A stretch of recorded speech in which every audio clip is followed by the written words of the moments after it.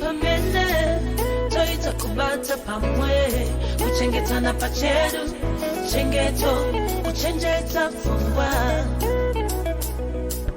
chengeto kuchenjeta fungwa. Come along together, we have to make it work. It's time to turn it over. There's no time to pretend. Mihla nemihla sibona imhlolo namhlanje asikhulumeni kule ndambalana. Whenever we have issues panenyaya, panenyaya, ndambalana panenyaya. Ufukura hapa kichwani cha kanaka singapute ukama shizondiwa ni mundu wese Muzimbabwe yedu Muafrika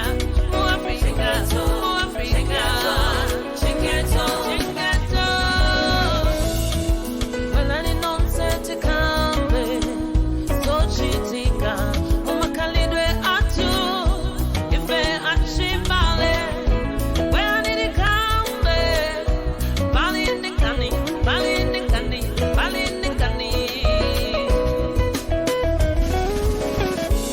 anongana wenu umakalidwe yedu imo kutubandedu kana kubabasi kwedu imo mushikoro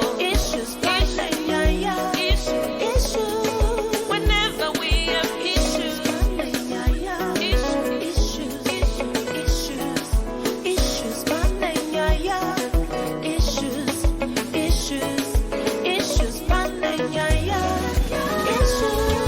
ufukura hapa kichwani cha kanaka singapute ukama shizondiwa ni mundu wese Muzimbabwe yedu Muafrika chengeto.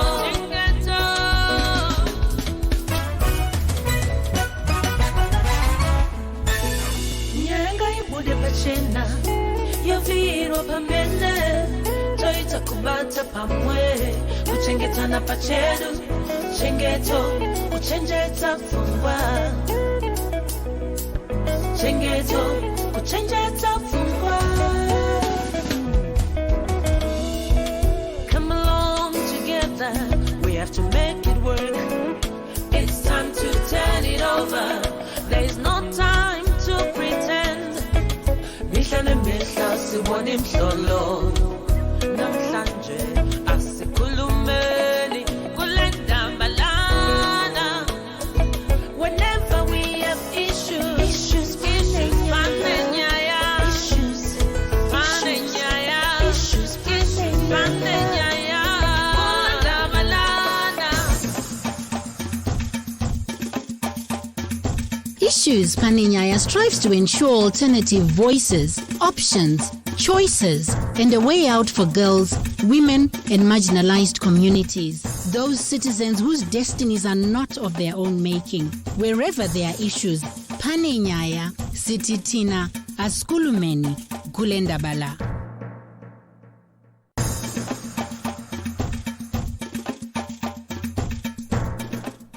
It is a good evening, and before we go anywhere, I'd like to just apologize for the loss of transmission for all our Cappy Talk 100.4 FM listeners, as well as the late start. We are facing a few transmitter challenges and technical difficulties, but our engineers are working flat out to rectify this situation. It's a Wednesday night, and indeed my pleasure to welcome you back to another episode of Issues Paninyaya, where we continue to challenge the status quo by educating and raising awareness on key social issues in order to influence change. My name is Rumbidzai Venge, and I'll be riding solo tonight. My co-host Rejoice Naronda Makau will join us on Monday. We are broadcasting to you on Star FM at the moment, and we do apologize for loss of transmission on Cappy Talk 100.4 FM. Tonight, we begin a conversation that seeks to understand something very critical, the importance of devolution, as outlined in our Constitution. And the Constitution is the cornerstone of our democracy. We want this evening to look into what devolution is and how women and girls will be affected by all of these changes. We do have a short skit that's been prepared to help assist you, our listeners, and of course our viewers joining us on the Facebook page, to understand exactly what devolution is.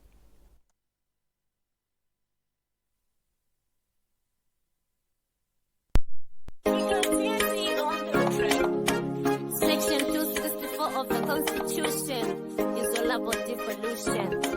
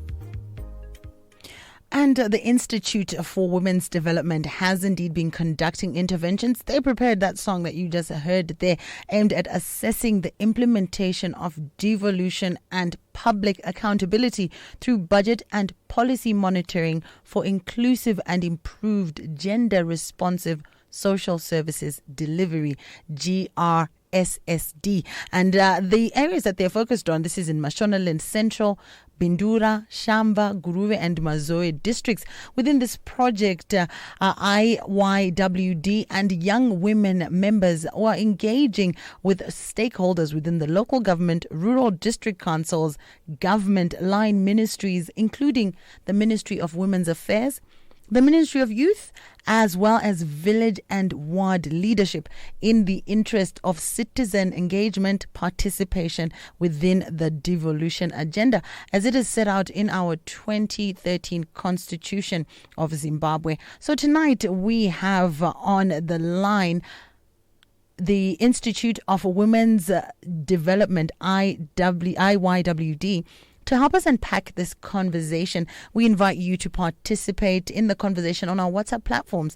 The number is 0773 910095, as well as on our social media platform handles. That's at Issues Paninyaya on Twitter, Issues Paninyaya on Facebook, and we are currently on the Capi Talk Facebook page at Capi Talk FM, and we are live now. I'm joined on the line by Loreen Mupasire. Loreen, good evening and welcome to Issues Paninyaya. Good evening, Umbi. Good evening, viewers. Thank you so much for having me. What a pleasure, what a pleasure. And we are also joined on the other end of the line by Sandra Zenda. Good evening, Sandra. Welcome to Issues Paninyaya. Thank you so much, Rumbi. Thank you for also having me on the show. A pleasure to meet you. Likewise. And we'll be joined by Dr. Madekani in the last portion of the show. Sandra, we'll have you jump straight in. Kindly introduce yourself and the organization that you are representing, IYWD. What exactly are you about? All right. Thank you so much for that, Rumbi. So again, my name is Sandra Zenda, and I am representing the Institute for Young Women's Development. And like the name suggests, we are all for young women. So we are all about fighting for young women, taking up space, being included, and being represented in basically all the spheres of life which affect them, be it in politics, decision-making, leadership, and feminist economics as well. And we are based in Bindura, National and Central Province. When we talk about the youth, it's often contentious. My youth are happy. What age groups are we looking at here? Who is your constituency? Who falls under the youth in the IYWD context? All right, thank you for that. So the youth that we focus on, our target group really is young women. And then the age groups that we target, that's 15 years to 35 years. Those are our primary target groups. The youth were also women with whom we work with. Excellent. Why are you so interested in the implementation of devolution? Or maybe let's even start in the beginning. They don't understand what it is. What is devolution? And then you can tell us why you as a youth organization are so interested in this in this creature called devolution. Okay, that's an interesting question. Thank you, Rumbi. So devolution, on this one, I'll speak in the mother tongue. So devolution, as I understand it, and also as we understand it from our community in National and Central Province, is basically kudzikiswa kwemasimba kuvanhu, vanhu vapiwa masimba. That is our understanding of devolution. And then also in terms of why we are interested in the implementation of devolution, especially as the Institute for Young Women's Development, or IWID, which is focused on young women inclusion. So the major interest, or rather the major reason why devolution is of interest to us, is because of its founding principles. At its core, devolution, it basically speaks to inclusion and giving voice to the voiceless, to groups or people who would otherwise have been voiceless. And it also basically speaks to also reaching out to marginalized people and marginalized groups. It recognizes the rights of communities to manage their own affairs in their own districts and to further their development.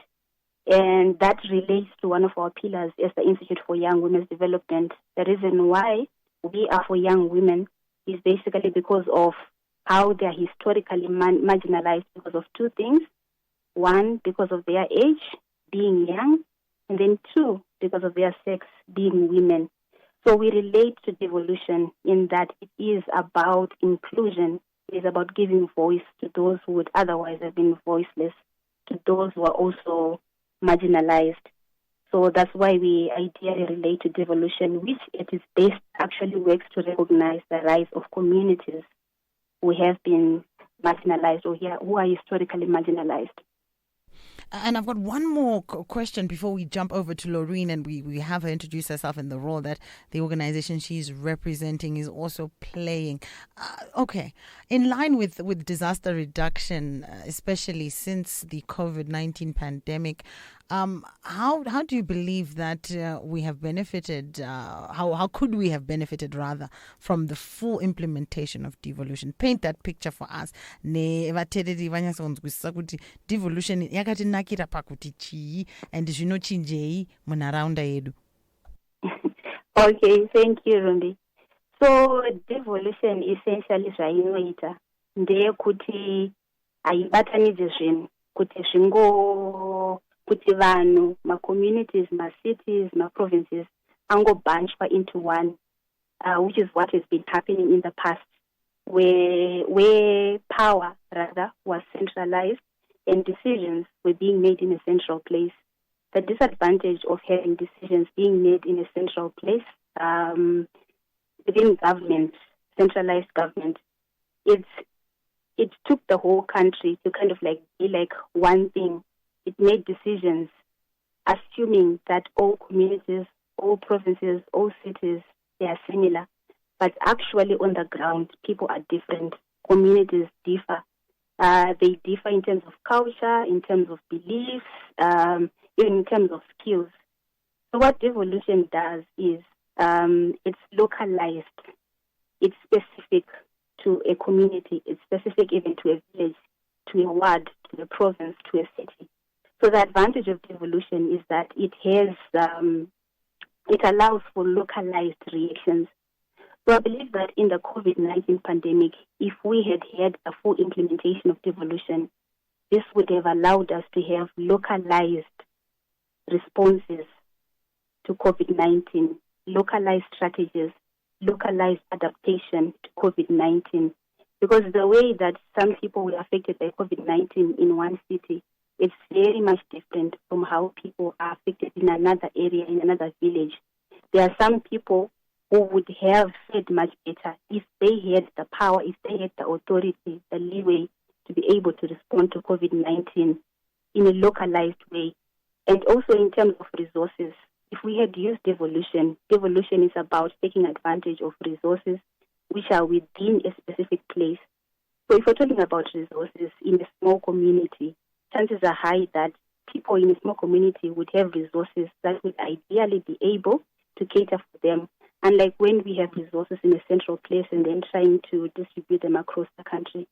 I believe that we would have benefited from using devolution in responding to COVID-19 by enabling localized responses that are specific to a given context, and also in terms of efficiency for resource mobilization and use as well in responding to COVID-19. So there's actually quite a lot to be talked about when it comes to devolution, but I'm going to stop you there, Sandra. Thank you so much for your contributions. And I'm going to come to Loreen. Loreen, would you introduce yourself and the organization that you represent? Then I'd want you to just tell us a little bit, because you've been going in and out of the courts, haven't you? But I'll allow you to just tell our listeners who you are, and then you can share with us some of the things that have resulted from your visits to the courts and exactly what you were fighting for. Mm-hmm. My name is Lorraine Mpasiri. I'm the director for the Combined Harare Residents Association. CRA represents the residents of Harare, and our focus really is to advocate for good, quality and accountable local governance, and also the delivery of municipal services on a non-partisan basis, and the services must be of quality and they must be affordable. So in terms of our focus, we also focus on local governance policy reform, which then forms the basis of our advocacy on devolution. We have quite an interest on devolution because it speaks to local governance, and that is our interest in devolution. So the main reason why we have been in the court is to really seek the interventions of the court to ensure that devolution is implemented in the spirit of the Constitution, and that devolution is also implemented holistically and not in a haphazard manner. So that was our main issue. So when we went to court, we made a High Court application in July last year, in partnership with the Community Water Alliance. And what we were seeking the intervention of the court on two main issues. One of the issues was that we needed an order from the court to compel government to develop legislation that is in line with Chapter 14 of the Constitution, which would then give the framework of devolution implementation, and not just to implement without a legislative framework. Because in the Constitution, it is actually provided that local government laws should be aligned to Chapter 14 of the Constitution and also Section 301, which speaks to fiscal devolution and public finance management. And also that the other issue that we were also focusing on was that devolution funds that government had been distributing, they were distributed without any distribution formula.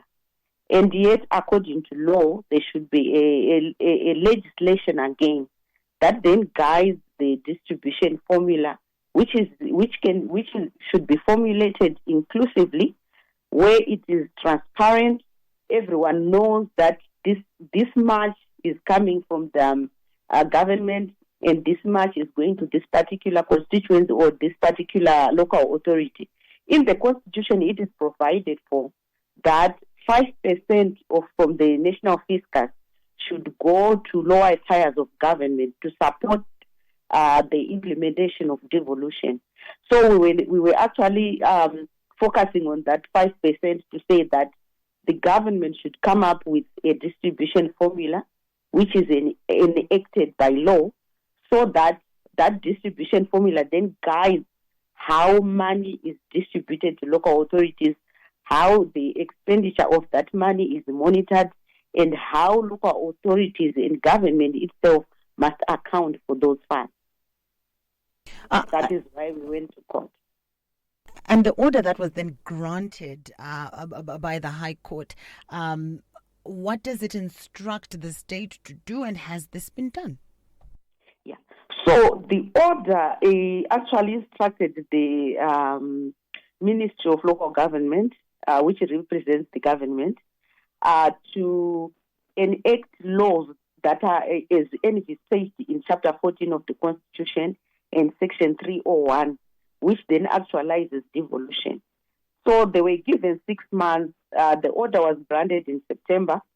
So the 6 months, the time frame is that by the 31st of March 2021, the government should have come up or gazetted a bill or bills that are necessary to give effect to provisions of Chapter 14 and Section 301 of the Constitution of Zimbabwe. So the High Court also then declared that the allocations that were done by the Ministry of Local Government on devolution in 2019, the devolution funds that were allocated in 2019 and 2020 by the Ministry of Local Government, they were declared a nullity because they were done in the absence of a legal framework to set up devolution. So now the order instructs the government to come up with the legislative framework that we were seeking.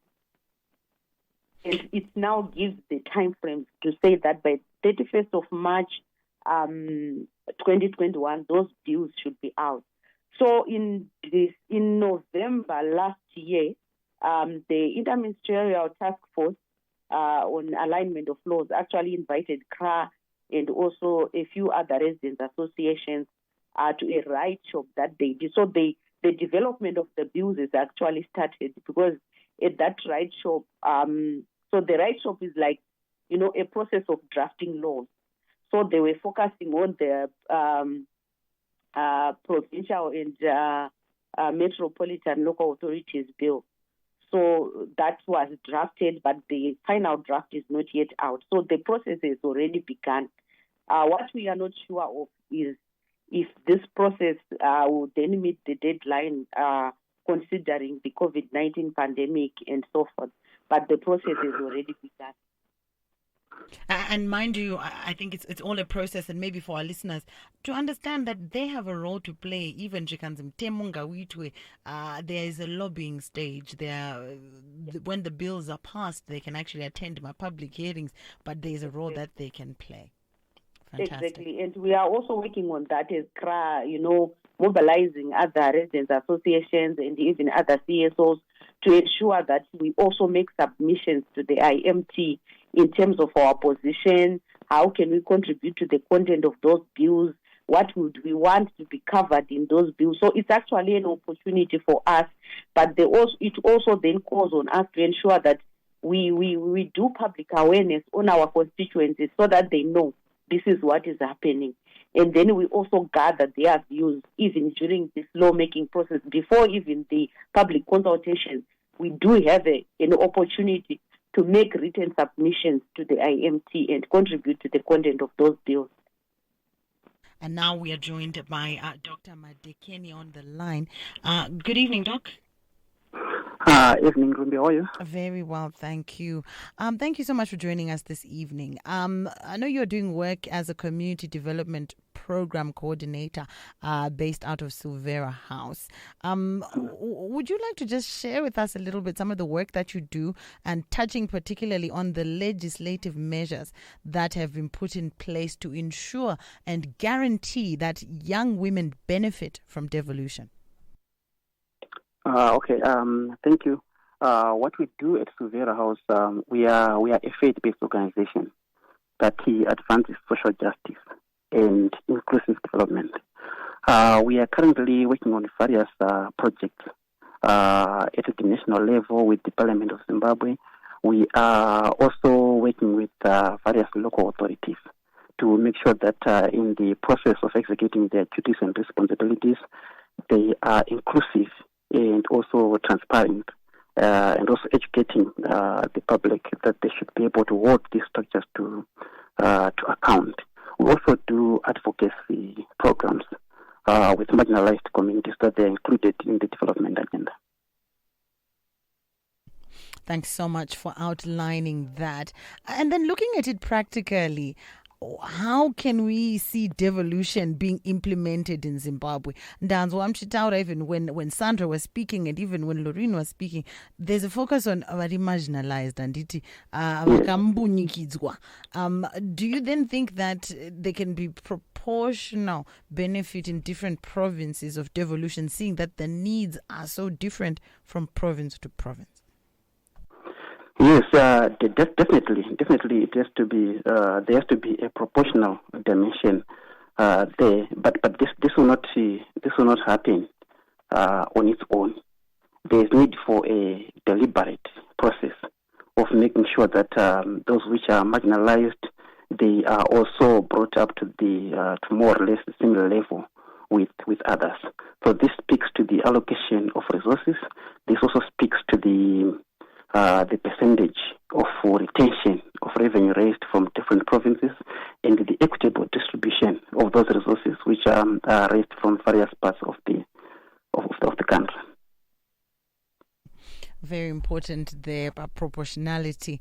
And some may think, Doc, that devolution is unique, it's peculiar to the Zimbabwean democracy, but it's happening elsewhere, isn't it? Would you like to just share with us some of the lessons and other countries that have implemented devolution and what Zimbabwe can learn from these countries? Oh yes, a lot actually.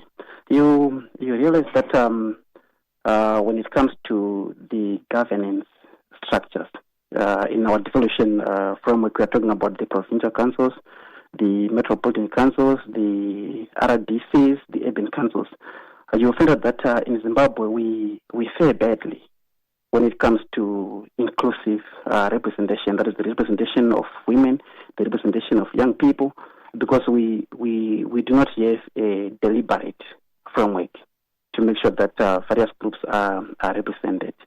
You find out that there are countries which have done very well in terms of having devolved these structures which are inclusive. I will give examples of countries like South Africa, countries like Namibia, countries like Lesotho. All these countries have one thing in common. that is the process of electing members into office, insofar as these structures are concerned.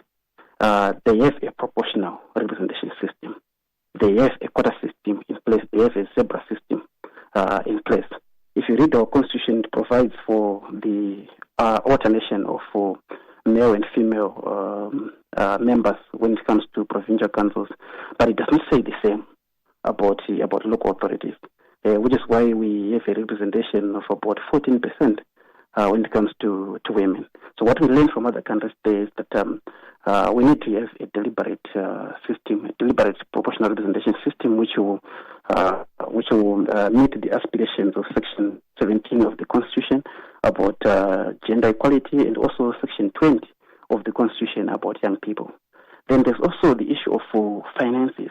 We also learn a lot. You find out that our system of devolution, as it is being implemented, it's anchored on the intergovernmental fiscal transfer, that at least 5% of nationally raised revenue, which must be transferred to provincial councils, metropolitan councils, and the local authorities.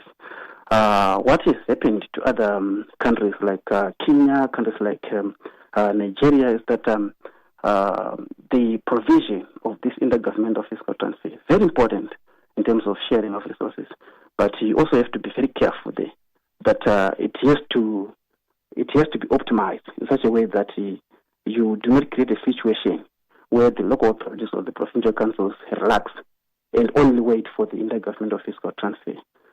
This is what has happened in countries like Kenya, where they get at least 15% of nationally raised revenue. It has also happened in Nigeria, where they get a lot of revenue retained from the oil industry. That is from the oil extracted in their areas. So there is that danger that councils can relax and depend heavily on central government transfer and not mobilize their own resources. There's also a danger of giving them more revenue without accountability. In countries like Nigeria, it has resulted in extraordinary levels of corruption. There's also a lot of lessons that we learn insofar as the powers and functions of these devolved institutions. It's not just a matter of having a provincial council. It's not just a matter of having a metropolitan council. It's not just a matter of having an urban council or a rural district council in place. But what are they doing? What is it that they will be doing exactly? If you read our constitution, it's not very clear. There are general functions there for the provincial councils, metropolitan councils. This is what happened to Namibia when they started implementing their devolution process. And the Minister of Local Government there, when they started implementing it in the 90s, said that you will see that after 10 years, most of these regional councils will be doing nothing. And the study that was conducted recently, about 10 years later, discovered that most people in Namibia think that the regional councils are doing nothing, because there's no clear framework of which functions are done by provincial councils, which functions are done by local authorities, which functions are done by national government. So this also needs to be addressed in terms of the legislation that is to be enacted. So panika danger get duplication of duties if I'm getting you correctly. It may also force us maybe to rethink the entire structure altogether. Do we still need some of these structures? But we'll see how far this goes. Now looking at the implementation, let's take Mashonaland and Mash Central, for example. If devolution is implemented in Mash Central, can you just share with us a glimpse of what young women stand to benefit or gain from successful implementation? And then let's look at what happens if this is implemented successfully across the whole country. Okay. So at the provincial level, what devolution does specifically to young women is that it opens up more structures of participation. It opens up democratic space. It gives them more structures in which they can participate away from the national structures that are already available. You have the provincial councils. These provincial councils, they do not operate only as councils elected by the people. They also have committees that they operate with. And the local authorities, you find out that our devolution framework is done in such a way that the determination of the devolution projects that are to be implemented is made at two levels. Number one, it is discussed at a ward level. the projects are discussed at a ward development committee. So this will then help young women, if they are to attend the ward development committee meetings, to also air out their views, and if there's a deliberative process, to have them involved, which in my view should be addressed by the legislation that the government is working on. Then it also means there will be represented at the council level, where these projects are screened and prioritized. And also there's a benefit in the sense the development priorities, the development programs to be discussed will be familiar to the young women in the province. Then at a national level, it also helps in two ways. Number one, it helps to grow the number of young women who will be represented in at a national level, which will then come from the local footholds of power that the devolved structures that I've mentioned. It's also good for unity. If you read the preamble of the Constitution, it talks about unity in diversity. So unity in diversity is only achieved if you have a common goal for development, but take into account the differences in the provinces and areas concerned. I like the way that you've put that across. Kananinda kutuona kukosha kwe devolution. I hope our listeners are also getting the same.